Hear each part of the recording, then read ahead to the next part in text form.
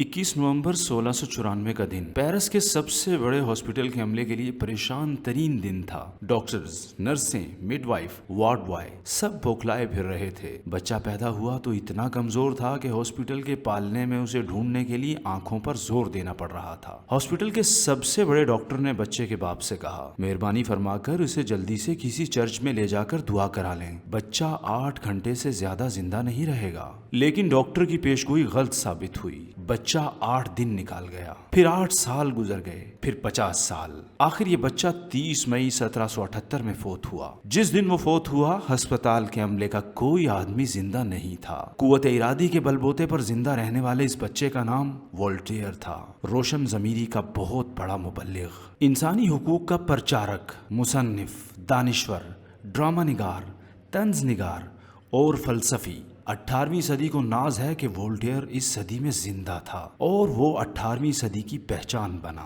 Voltaire ने ड्रामे लिखे, नॉवल लिखे, नज़में कहीं, फलसफा लिखा, तंज़ो मज़ा और ज़राफ़त को कमाल तक पहुंचाया। हर शोबा फ़न में अपनी जहानत की धाक बिठाई, समाजी और इखलाकी कमजोरियों की निशानदेही की, मुनाफिकाना सियासी निज़ाम, शायरों के बेअमल किरदार और गैर मयारी तख्लीकात को तंज का निशाना बनाया। अपने हम असर अदीबों से खुलकर जंग लड़ी। रूसों से उसकी लड़ाइयाँ बहुत मशहूर हुईं। वो रूसों के नज़रियात के खिलाफ था, लेकिन आज़ादी तहरीर का हामी था। उसकी मशहूर ज़माना किताब सोशल कॉन्ट्रैक्ट को जब फ्रांस में बैन किया गया और वो सरकारी तौर पर जब्त कर ली गई, तो रूसों के हक में जुलूस लेकर सबसे पहले वोल्टेयर सड़क पर आया और उसने रूसों से साफ साफ कह दिया था, मैं तुम्हारे नजरियात से इख्तिलाफ रखता हूँ, लेकिन आज़ादी तहरीर के हक में हूँ। रूसो और वोल्टेयर एक ही अहद के 2 नामवर लिखने वाले थे, जिन्होंने जुर्रतमंदाना अंदाज में आज़ादी और इंसानी हुकूक के लिए लिखा। इनकिलाब फ्रांस के बाद जब बादशाह को जेल भेजा गया, तो वो बार बार हाथ मलकर यही बात कहता जाता था, मुझे रूसो और वोल्टेयर की तहरीरें ले डूबी।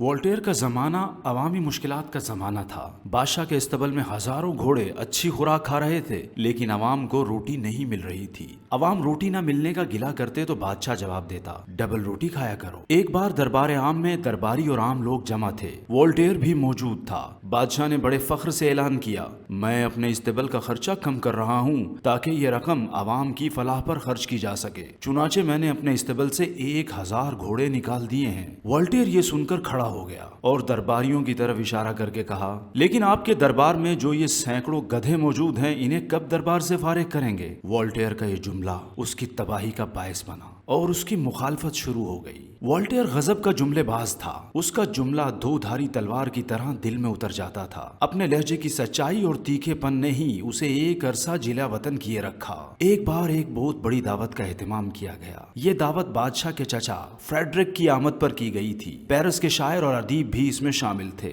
वोल्टेयर भी एक लंबा चोगा पहनकर वहां मौजूद था, जिसका एक बाजू बगल तक फटा हुआ था। वोल्टेयर हाथ उठाकर बातें कर रहा था। जब वो हाथ उठाता तो उसकी बगल साफ नजर आती थी। फ्रेडरिक ने उसे बातें करते हुए सुना और लुई 4 दहम बादशाह से पूछा, ये नौजवान कौन है जो तेज तेज आवाज में बात कर रहा है? इससे पहले कि बादशाह जवाब देता, वोल्टेयर ने ऊंची आवाज में जवाब दिया, मैं वोल्टेयर हूँ जिसने अपने हाथों से अजमत कमाई है, तुम्हारी तरह विरसे में नहीं पाई। बादशाह को वोल्टेयर की ये बात पसंद नहीं आई और उसे जेल भेज दिया गया। वोल्टेयर उन दिनों बेघर था, न सोने की जगह थी, न खाने पीने का कोई इंतजाम, लेकिन जेल जाकर उसे ये दोनों चीजें मिल गईं। वोल्टेयर ने जेल जाकर बादशाह को फ्रांसीसी में खत लिखा, जो एक जुमले पर मबनी था, जिसका अंग्रेजी तर्जुमा ये था, thank you for food and shelter. बादशाह ने जब ये खत पढ़ा तो उसने सोचा, मैंने वोल्टेयर को दुख देने के लिए जेल भेजा था, वो तो वहां आराम कर रहा है। चुनाचे दरबारियों के मशवरे पर बादशाह ने वोल्टेयर को पेरिस बदर कर दिया और वोल्टेयर लंदन चला गया, जहां वो 3 साल रहा। ये 3 साल उसकी तख्लीकी और अदबी जिंदगी की तश्कील में बड़ी अहमियत रखते हैं। लंदन में 3 साल के क़याम के दौरान वोल्टेयर ने अंग्रेजी ज़बान सीखी,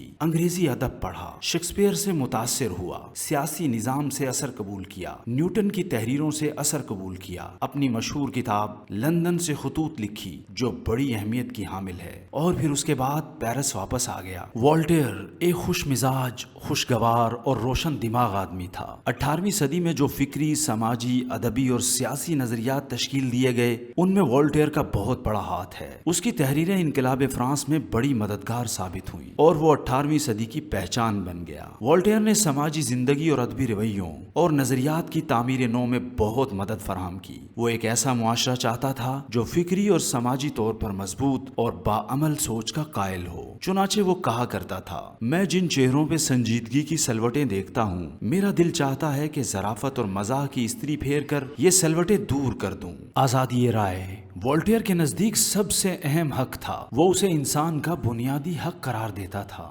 گوئٹے والٹیئر کا بہت بڑا مداح تھا۔ وہ اس کے بارے میں کہتا ہے، گہرائی، گیرائی، ذہانت، تخیل، انفرادیت، فطانت، رفت، جلال، جمال، وقار، شکوہ، سہولت، سادگی، فلسفہ، سلجھاؤ، طنز، ظرافت، آرٹ، حسن، مزاح، بے ساختہ پن، پاکیزگی، مشورہ اور شان کاملیت، یہ ہے والٹیئر۔